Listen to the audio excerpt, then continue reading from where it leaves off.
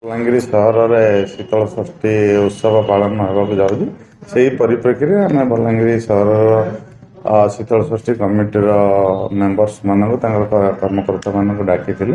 ଯେମିତି ଶାନ୍ତି ଶୃଙ୍ଖଳାରେ ହେବ ଆଉ ତାଙ୍କର ପ୍ରୋଗ୍ରାମ୍ କ'ଣ ରହିଛି, କେମିତି ମାନେ କୋଅପରେସନ୍ ପୁଲିସର ରହିବ ଆଉ ସେମାନଙ୍କ କୋଅପରେସନ୍ ରହିବ, ଯେମିତି ଶାନ୍ତି ଶୃଙ୍ଖଳାରେ ଶୀତଳ ଷଷ୍ଠୀ ବଲାଙ୍ଗୀର ସହରରେ ପାଳନ ହେବ। ସେଥିପାଇଁ ଆମେ ତାଙ୍କୁ ଡାକିଥିଲୁ, ତାଙ୍କ ସହିତ ଆଲୋଚନା ହେଇଥିଲା ଏବଂ ଆମେ ସେଇ ଅନୁସାରେ ପ୍ରୋଗ୍ରାମ୍ କରିବା।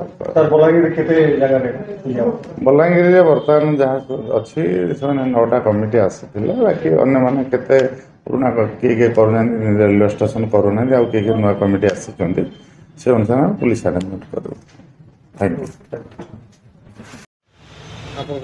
ୟୁ। ଆଜ୍ଞା ନମସ୍କାର, ଜୟ ଭୋଲେନାଥ। ମୁଁ ବଣ୍ଟି ମିଶ୍ର, ବଲାଙ୍ଗୀର ଏଭିଏସ୍ଏସ୍ ଶୀତଳ ଷଷ୍ଠୀ ପୂଜା କମିଟିର ସେକ୍ରେଟାରୀ।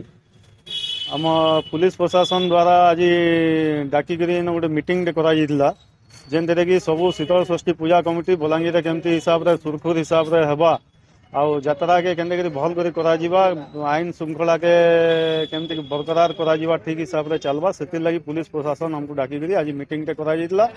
ଆଉ ସେଥିଲାଗି ପୁଲିସ ବାଲେକୁ ଆମେ ବହୁତ ବହୁତ ଧନ୍ୟବାଦ ଜ୍ଞାପନ କରୁଛୁଁ, ଯେନ୍ଟାକି ଆମକୁ ଭାବିକରି ଡାକିକିରି ସମସ୍ତଙ୍କୁ ତାମାନେ ସେମାନେ ଗୋଟେ ଅଗ୍ରାଧିକାର ଦେଲେ ଆମକୁ, ଆଉ ଆଇନ ଶୃଙ୍ଖଳା ପ୍ରତି କେମିତି ଧ୍ୟାନ ଦେଇକି ଠିକ୍ ହିସାବରେ ଶାନ୍ତିପୂର୍ଣ୍ଣ ଭାବରେ ଯାତ୍ରାଟା ପରିଚାଳନା ହେବା ବୋଲି ତାର ଉପରେ ଆମର ବିଶେଷ ଆଲୋଚନା ଆଜି ହେଇଥିଲା। ଗ୍ରୀଷ୍ମ ପ୍ରବାହ କେନେକିରି ହେଇଥିଲା ରାତି ହେବା ବୋଲି କହୁଥିଲେ। ଗ୍ରୀଷ୍ମ ପ୍ରବାହଟା ଦେଖୁନ୍ ବହୁତ ହଉଛେ, କାଁ କରିକି ସକାଳୁ 10ଟା 11ଟା ହେଇଗଲେ ଆଉ ଘରୁ ଲୋକ ବାହାରି ନି ପାରବା, ଯେନ୍ଥିର୍ ଲାଗି କି ତାମାନେ ଝାଉ ମାରିକିରି ଅଂଶୁଘାତ ଜନିତ ମୃତ୍ୟୁ ସଂଖ୍ୟା ବି ଓଡ଼ିଶାରେ ବଢ଼ବାରଟା ତାର କାରଣ ଅଛି। ତ ସେଥିର୍ଲାଗି ଆମେ ମାନେ ଭାବୁଛୁଁ ଆମେ ଶୀତଳ ଷଷ୍ଠୀ ଯାତ୍ରାକୁ ଆମେ ସନ୍ଧ୍ୟା ଟାଇମ୍ରେ ଏଭିଏସ୍ଏସ୍ ଶୀତଳ ଷଷ୍ଠୀ ପୂଜା କମିଟି ତରଫରୁ କେମିତି 7 ତାରିଖ ଦିନ ଆମ 11 ତାରିଖ ଦିନ 7ଟାରୁ ଆମେ ଆରମ୍ଭ କରିଦେବୁ, ରାତି 10ଟା 11ଟା ସୁଦ୍ଧା ଆମର ମହାପ୍ରଭୁ ବିଜେ କରିଯିବୁ।